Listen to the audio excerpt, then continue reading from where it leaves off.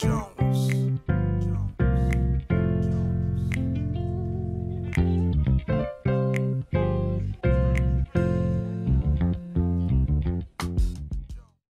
à tous, c'est une joie pour moi de vous retrouver dans un nouvel épisode de Sa parole et moi.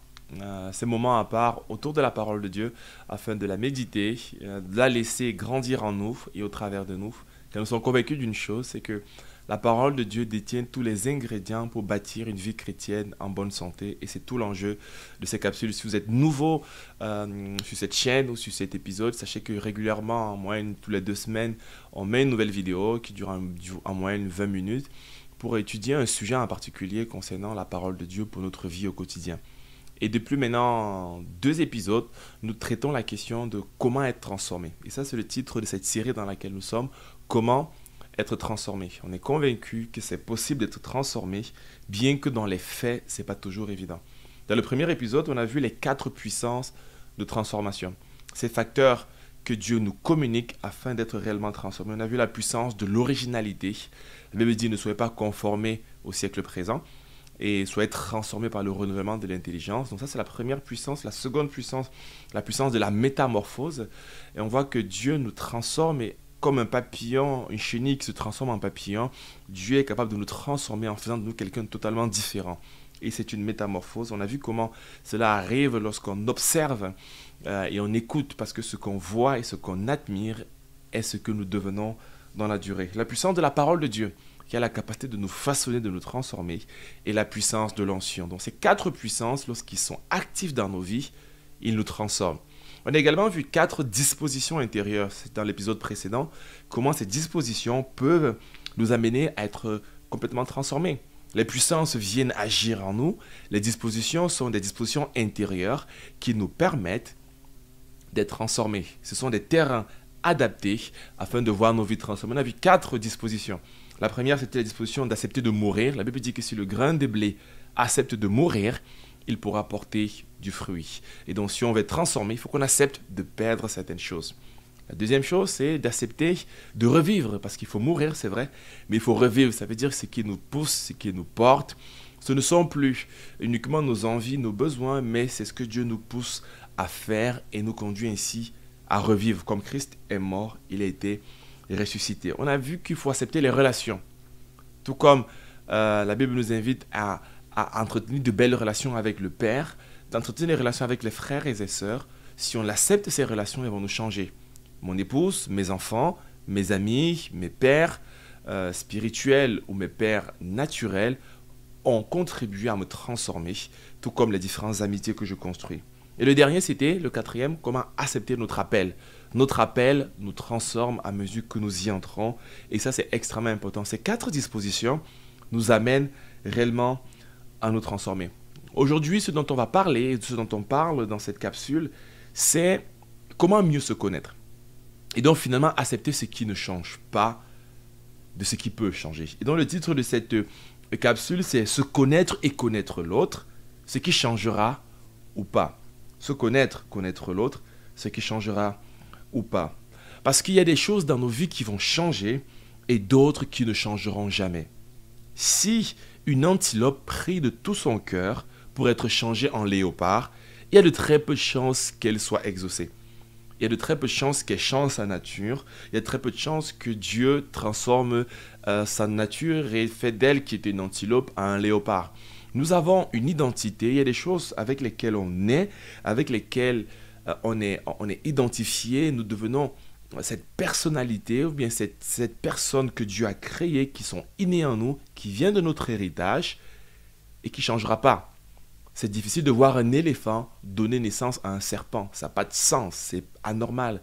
Et donc nous recevons des choses de nos parents, nous recevons des choses de nos gènes et nous sommes innés avec cela. Et donc si on demande à ce que Dieu nous transforme en ces choses-là, il y a très peu de chances que cela change. Par contre, on sait que dans notre nature propre, nous pouvons progresser. Et donc il est essentiel, mes amis, de bien se connaître, mais de connaître également notre prochain afin d'être en paix avec soi-même. Si je demande à un poisson de grimper un arbre, toute sa vie, il va être triste, il va être frustré, il va considérer qu'il est stupide. Alors que si je le mets dans l'eau, il va s'épanouir, et il va complètement être en bonne santé. Et donc, l'objet de cette réflexion que je vous invite à avoir avec moi aujourd'hui, c'est de nous amener à finalement mieux connaître les gens avec qui on interagit, afin de savoir ce qui est réellement bon pour nous ou pas. Plusieurs spécialistes parlent ainsi de notre tempérament. Et donc aujourd'hui, on verra 4 principaux tempéraments. C'est vrai que durant cette série, j'aborde chaque fois 4 éléments, mais notre tempérament, c'est quoi? On définit souvent le tempérament comme l'ensemble des traits innés qui sont caractéristiques à notre personne. Nous le recevons à la naissance et dès les tout premiers mois. Il s'agit de nos tendances émotionnelles. Certains, parfois, d'après les études, vont être très timides dès l'enfance. D'autres, un peu plus extravertis et joviales en allant vers les autres. Et donc, c'est donc cette partie innée qui vient de Dieu, qui vient de nos parents, qui vient de notre culture, parce qu'ils sont simplement génétiques. Et lorsque vous avez des enfants, vous voyez très tôt, et j'ai des enfants, j'ai 2 garçons aujourd'hui, et lorsque je les vois très tôt, je vois la différence entre les deux.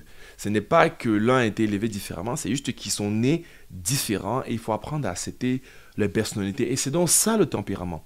Le caractère, par contre, le caractère, c'est la composition de mon tempérament naturel et des expériences de la vie. C'est-à-dire qu'on ne reste pas figé avec ce tempérament, en fonction de mon éducation, en fonction des crises que je vis, des bénédictions que je vis, des saisons de ma vie. Ce tempérament est façonné par des aspects extérieurs. Donc les tempéraments ne sont pas une case dans laquelle on nous enferme, mais ils sont évoluants en fonction des expériences. Néanmoins, ils font partie de nous et il y a des aspects sur lesquels on ne peut pas changer. Plusieurs psychologues s'accordent pour les identifier en 4, et l'un des premiers à avoir formulé cette hypothèse, c'est Hippocrate, qui l'a utilisé très tôt. Et avant d'aller voir un peu beaucoup plus en avant, on va lire un texte de la Bible qui nous permettra également de voir émerger ces 4 tempéraments. Parce que c'est de ça qu'il s'agit. Que nous dit la parole de Dieu sur ce qui nous est inné et de ce qui vient de Dieu, de nos parents, et en même temps de ce qui viendrait des hommes. On va lire un texte dans le Proverbe chapitre 30, du verset 11 au verset 14. Proverbe 30, du verset 11 au verset 14. Il est dit dans ce proverbe, « Il existe une génération qui maudit son père et qui ne bénit pas sa mère. Il existe une génération qui se croit pure et qui n'est pas lavée de sa souillure. Il existe une génération aux yeux hautains et aux paupières insolentes. Il existe une génération dont les dents des épées et les mâchoires des couteaux pour dévorer les plus humbles sur la terre et les plus pauvres parmi les humbles. » Amen. Un texte un peu étonnant ou peut-être déroutant. On peut se dire, mais d'où vient-il ce texte? Pourquoi il apparaît comme cela? Et on voit que le sage, au travers des proverbes, et plusieurs des proverbes inspirés de Dieu, nous parlent de la sagesse de Dieu et de la sagesse des dieux transmis aux hommes qui l'ont expérimenté dans leur quotidien. Et donc dans ce texte-ci, il parle de 4 générations de personnes. 4 groupes de personnes, 4 entités de personnes qui se comportent de différentes manières. Le premier groupe, il dit, une génération qui maudit son père et ne bénit pas sa mère. Il s'agit donc de cette génération qui ont un regard un peu sombre et noir sur la vie. Ils ont une lecture du monde plutôt pessimiste. Selon les scientifiques, cela se passe au niveau de notre cerveau. En fait, c'est lié à l'activité des régions préfrontales de notre cerveau, soit à droite, soit à gauche. Lorsqu'on regarde le monde, lorsqu'on regarde les choses de manière très pessimiste, visiblement, c'est l'activité droite de notre cerveau qui est beaucoup plus importante que celle du côté gauche. Et ils ont analysé, ils ont fait des études. Pour ceux qui vont regarder le côté de manière très négative, très pessimiste, ont une activité très développée du côté droit des régions frontales de leur cerveau. De la même manière, ceux qui ont une activité développée du côté gauche vont avoir un regard très joyeux, très optimiste, très positif sur la vie. Et donc, dans ce premier texte qui nous parle d'une génération qui maudit son père et qui ne bénit pas sa mère, c'est le groupe de personnes qui vont regarder la vie de manière très négative, de manière très pessimiste, qui seront très enclins à la dépression et dont les émotions pourront, ça c'est l'inconvénient, dont les émotions pourraient être altérées dans ce sens-là si on regarde uniquement du côté négatif. Et donc on va donc catégoriser ce groupe de personnes ayant un tempérament mélancolique. Je reviendrai plus tard sur cette question. La deuxième catégorie de personnes, il va dire une autre génération qui se croit pure et qui n'est pas lavée de sa souillure. Et là, on le voit au verset 12, une autre génération qui se croit pure et qui n'est pas lavée de sa souillure. Ça nous parle d'un groupe de personnes, d'une catégorie, d'une génération entière qui n'est pas actif, qui va voir les choses sous un angle passif, qui va avoir une lecture du monde qui ne le pousse pas à l'action parce qu'il se voit, il n'a pas l'impression qu'il a besoin de se laver, qu'il est souillé et donc il ne met rien en action, il n'agit pas. Et on catégorise souvent ce type de personnes comme étant des gens qui n'agissent que sous la contrainte. Ce sont des flegmatiques. Alors, le regard qui définit ici est très négatif. Je reviendrai beaucoup plus tard sur une analyse beaucoup plus globale parce que tous les tempéraments ont un côté positif et un côté négatif. Mais dans ce proverbe, il présente néanmoins à Agar cela d'un point de vue très négatif. Ensuite, la troisième catégorie, une génération aux yeux hautains et aux paupières insolentes. Nous sommes au verset 13. Il s'agit de ceux qui ont une expression émotive très forte. Ils voient la vie positive de manière amusante. Et là, on voit le sanguin. Le sanguin, c'est celui qui va tout tourner autour du jeu, de l'activité, de la récréativité et du plaisir. Et donc, les gauches, très positives, comme j'en parlais tout à l'heure. Et la quatrième catégorie, on le voit au verset 14, il existe une génération dont les dents sont des épées et les mâchoires des couteaux pour dévorer les plus humbles sur la terre et les plus pauvres parmi les hommes. Ici, on voit ceux qui ont la langue qui va être... C'est celui qui a les paupières hautaines, qui peut regarder la vie d'une certaine façon, mais de manière expressive, il est présent. Il est là. C'est celui dont les régions frontalières sont plutôt du côté gauche, très positif, comme j'en parlais tout à l'heure. Et la quatrième catégorie, on le voit au verset 14, il existe une génération dont les dents sont des épées et les mâchoires des couteaux pour dévorer les plus humbles sur la terre et les plus pauvres parmi les hommes.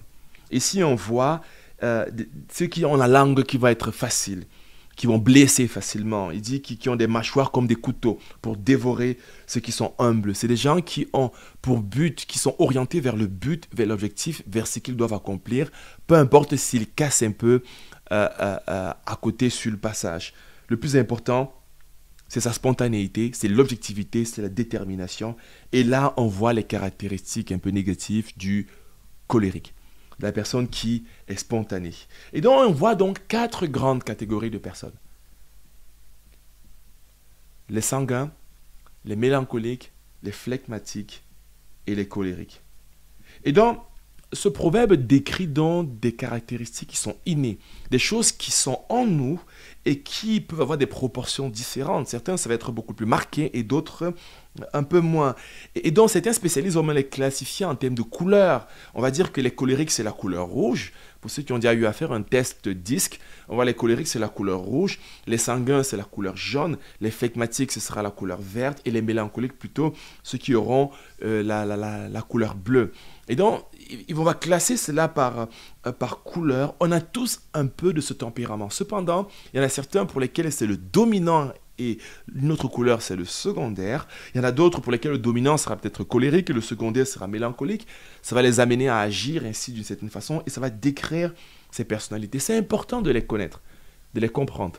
Pourquoi? Premièrement, parce que cela vous permet de savoir ce qui peut être transformé dans votre vie et ce qui ne sera pas transformé. Parce que lorsqu'on parle de transformation, on ne parle pas de changer votre tempérament naturel et inné qui sont dans vos gènes que Dieu a communiqué, mais peut-être de façonner une partie de ce qui est déjà là et de le rendre meilleur. Ça vous permet également de mieux prendre conscience de vos forces et de vos faiblesses. Je connais ce qui sera ma force et qui sera ma faiblesse et donc je peux travailler en fonction de cela. Ça me permet également de mieux réinteragir avec mon prochain et de savoir finalement cette personne qui est colérique, flegmatique, sans forcément en stigmatiser, mais comment je peux mieux communiquer avec cette personne parce que je connais mieux, plus je connais quelqu'un, mieux je communique avec cette personne. Si je sais que quelqu'un n'apprécie pas des remarques déplacées, je ne vais pas faire des remarques déplacées parce que je ne veux pas le blesser. Et la troisième, peut-être la dernière raison, c'est que ça nous permet de mieux pardonner. On pardonnera peut-être mieux à un colérique parce qu'on sait qu'il est de cette façon. ou bien un phlegmatique parce que de cette manière, on ne sera pas exigeant sur certains domaines parce qu'on sait que c'est peut-être un de ces aspects. Donc ça nous permet de mieux nous connaître, de mieux savoir ceux avec qui on travaille, même d'être un meilleur leader. Un meilleur leader. Rappelez-vous que, comme je vous l'ai dit tout à l'heure, un poisson, si on lui demande de grimper un arbre toute sa vie, eh bien, il se considérera comme un bête. C'est Albert Einstein qui disait finalement cela. Alors, quelle couleur êtes-vous? Quel est votre tempérament? C'est une question à laquelle il faut répondre. Non pas pour être bloqué, stigmatisé, mais pour mieux se connaître. Quelle est la couleur de votre conjoint, de votre partenaire de vie? Quelle est la couleur de votre équipe, des gens avec qui vous travaillez? Quels sont leurs tempéraments? Parce que parfois on peut être frustré, déçu, ou bien on peut communiquer avec eux de manière disproportionnée. Alors, connaissez et connaissons nous-mêmes nos propres vies et ceux avec lesquels nous travaillons. Et je vais vous donner justement quelques notes que j'ai pu récupérer en faisant un peu des recherches sur cette question pour caractériser un peu les différents types de personnes. Prenons quelques personnes, on va prendre les 4 catégories pour rentrer un peu plus en détail. Premièrement, chez le sanguin. À quoi ressemble un sanguin? Les émotions sont à fleur de peau. Il va s'émouvoir beaucoup plus facilement. Il est démonstratif et transforme chaque chose en une partie de plaisir. Pour lui, tout ce qu'il fait doit être associé à un plaisir. Lorsqu'une tâche est ennuyante, il ne fait pas. Je confierai rarement une tâche d'expertise comptable, de travail rigoureux à un sanguin qui a besoin de la créativité et pour s'épanouir. Il le fera, mais pas avec plaisir. Il ne s'épanouirait pas pleinement dedans. Il adore la compagnie des autres et chaque nouvelle expérience a sur lui un effet stimulant. Il va aimer des relations, il va aimer construire des relations, il va aimer la nouveauté, quelque chose il ou elle, quelque chose de nouveau et de stimulant. Il ne manque d'ailleurs pas d'embellir la réalité à chaque fois que l'occasion se présente. On va donner une pièce comme une pièce toute blanche, avec des couleurs, de la créativité. Il va donner un sens et de la couleur à cela et il va se lier facilement. Ce sera quelqu'un d'optimiste dans la vie. Il verra la vie avec un côté optimiste. Ça, c'est le dominance sanguin. Êtes-vous sanguin? Es-tu sanguin? Alors, c'est une qualité qu'il faut apprécier et qu'il faut également gérer. Le mélancolique. Le mélancolique est une personne qui est réfléchie. Qu'il soit un homme ou une femme, il prend tout au sérieux et sa vie est soumise à l'ordre, à la méthode et à l'appréciation de la beauté et de l'intelligence. Il ne se précipite pas à la recherche des réjouissances, mais analyse comment il pourrait mieux organiser sa vie. Le sanguin et le mélancolique se ressemblent beaucoup. Ils sont tous les deux émotifs, mais différemment. Le sanguin passe des hauts et des bas qui durent 1 minute, tandis que chez le mélancolique, il a des hauts et des bas qui peuvent durer des mois. Il est très analytique. Et donc, je mettrais par exemple un mélancolique va être épanoui dans des métiers d'audit, des métiers d'expertise, des métiers de réflexion, des métiers de normes. Et il s'y trouve, ce n'est pas un défaut, c'est une qualité, c'est une force pour lui. Et je ne m'attendrai pas à ce qu'il soit dans la créativité, dans la spontanéité, dans le changement quotidien. Il est analytique, il est réfléchi, elle est analytique, elle est réfléchie. Le colérique. Le colérique est ambitieux et il atteint ses objectifs qu'il s'est fixés. Tandis que le sanguin passe son temps à raconter des histoires et que le mélancolique passe son temps, le sien, à réfléchir, le colérique accomplit ce qu'il a à faire. Il est orienté vers la tâche. On peut facilement comprendre et s'entendre avec lui si on observe sa règle d'or. Faites-le comme je le veux et faites-le maintenant. Le colérique ressemble au sanguin car il possède tous deux des personnalités ouvertes et optimiste. Donc, il y a pour chaque tempérament les choses qui vont se ressembler. Le sanguin et le colérique se ressemblent dans le sens où ils ont un regard positif sur la vie. Cependant, l'ambition du colérique lui confère les qualités de chef et de productivité plus grandes. Il se prononce seulement quand il est sûr d'avoir raison. Il aime affronter les obstacles et les amis tiennent peu de place dans sa vie. Ce sont des situations d'urgence qu'il préfère. Il préfère être orienté vers l'action. Le 4e, le phlegmatique. Il s'accommode à toutes les situations. C'est le tempérament lequel avec il est le plus facile de s'entendre. Il atténue les comportements du sanguin, refuse de se laisser impressionner par les brillantes décisions du colérique et ne prend pas trop au sérieux les plans compliqués du mélancolique.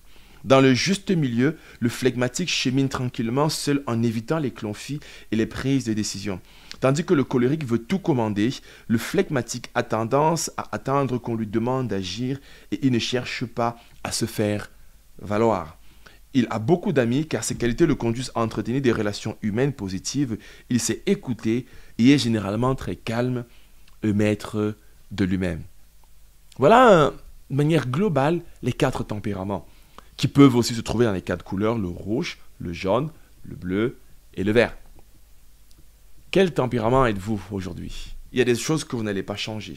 Alors, comme je disais, ces tempéraments ne sont néanmoins pas une fatalité, mais c'est des choses sur lesquelles vous êtes, qui sont ancrées en vous, qui sont bâties en vous. On peut voir un Pierre colérique, spontané, orienté vers l'action, qui se lève et marche sur les eaux parce qu'il veut suivre Jésus, qui va couper l'oreille du soldat qui venait pour rencontrer Jésus. On peut voir l'apôtre Paul également, quelqu'un de spontané et de colérique dans l'action, dans l'organisation, dans la structure, mais pas que. Également dans un aspect certainement sanguin, parce qu'il est très relationnel. Il a beaucoup de collaborateurs, beaucoup de compagnons. Donc on n'a pas une seule couleur. Mais on voit qu'en fonction de qui on est, on voit l'apôtre Jean, l'apôtre de l'amour, sensible. Est-il un sanguin, est-il un mélancolique?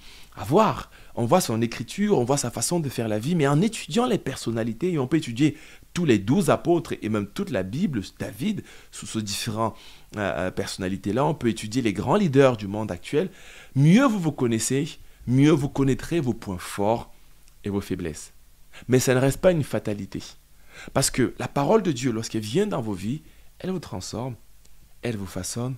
Les expériences de la vie, votre éducation, votre travail, votre contexte culturel, votre contexte social a une influence grande sur votre vie et votre tempérament inné est complété de ce que vous vivez dans votre expérience. Et cela produit votre caractère. Alors, se connaître, c'est être en paix. Mieux connaître les autres, c'est savoir collaborer avec les uns et les autres. Moi, je crois à titre personnel que j'ai un côté phlegmatique dans le côté relationnel simple, mais j'ai un côté un peu colérique dans la capacité à atteindre un objectif et parfois à mobiliser en tant que leader.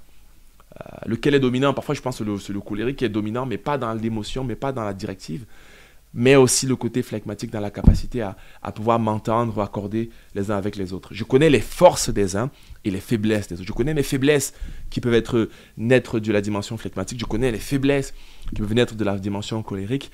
Mais je sais une chose, c'est que Dieu nous aide à pouvoir naviguer en fonction. Je sais qu'il y a d'autres couleurs, comme du bleu. Je sais, lorsque je le veux, être assez normé, mais j'aime pas ça. Je me dis, il faut le faire pour le faire. Mais au final, le plus important, c'est pas si on a telle qualité ou telle autre, c'est de savoir quelles sont nos forces, quelles sont nos faiblesses. C'est de savoir les gens qui sont autour de nous, avec qui nous avançons, nous travaillons, comment mieux interagir avec eux, et de faire en sorte que Dieu nous donne de tirer le meilleur de chaque et de gommer les défauts de chaque tempérament. Que Dieu vous bénisse, qui vous permette de mieux vous connaître, d'être en bonne santé. N'oubliez pas une chose, vous êtes suffisant à vous-même. Dieu vous a fait tel que vous êtes. Vous n'avez pas besoin d'être quelqu'un d'autre. Vous avez besoin simplement d'être une meilleure version de qui vous êtes. Et pour cela, le Seigneur est avec vous. Il est en vous. Et surtout, il est pour vous. Soyez bénis et à très bientôt pour un nouvel épisode de Sa parole et moi.